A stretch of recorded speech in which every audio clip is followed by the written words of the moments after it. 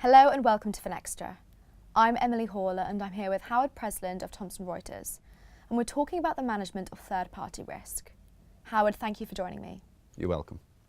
Why should organisations be concerned about third-party risk management?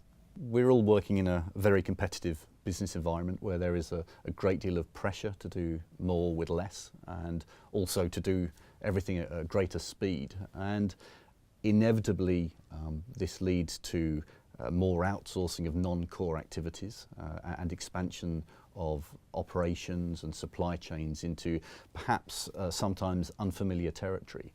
However, these organisations are also operating in environments where they're very much accountable for the actions of those third parties due to various legislations like the Foreign Corrupt Practices Act, the UK Bribery Act, as well as by consumers and broader civil society. So Thomson Reuters conducted an independent survey recently to really examine the scale of the challenges these organisations are facing with regards to managing third-party risk, and we recently made the results of that survey available.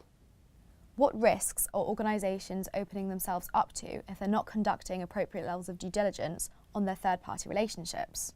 If you don't know who you're really doing business with, then as an organisation you are certainly opening yourselves up to a variety of risks, including regulatory, commercial, as well as reputational. And it's not just about initiating these relationships as well. Third parties should also be subject to ongoing monitoring.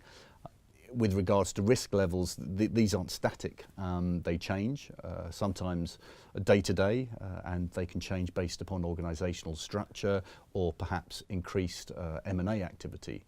And it was interesting to see that only 36% of the respondents actually were performing ongoing monitoring of those third parties.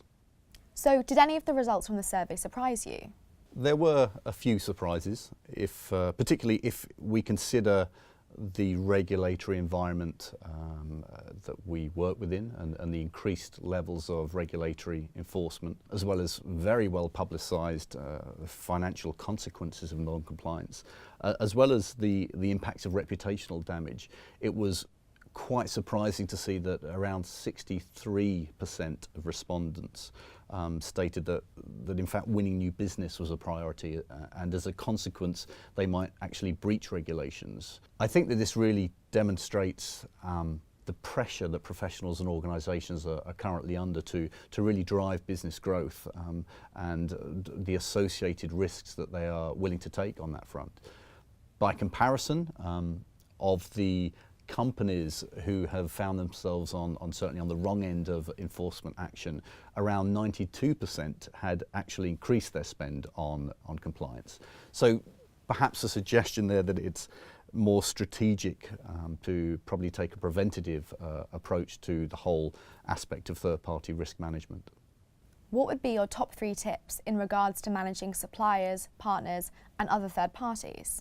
Well, within the survey, organisations certainly highlighted that the lack of available data was perhaps one of their biggest challenges with regards to mitigating third-party risk. This certainly highlights the need for up-to-date, relevant and very well-connected data.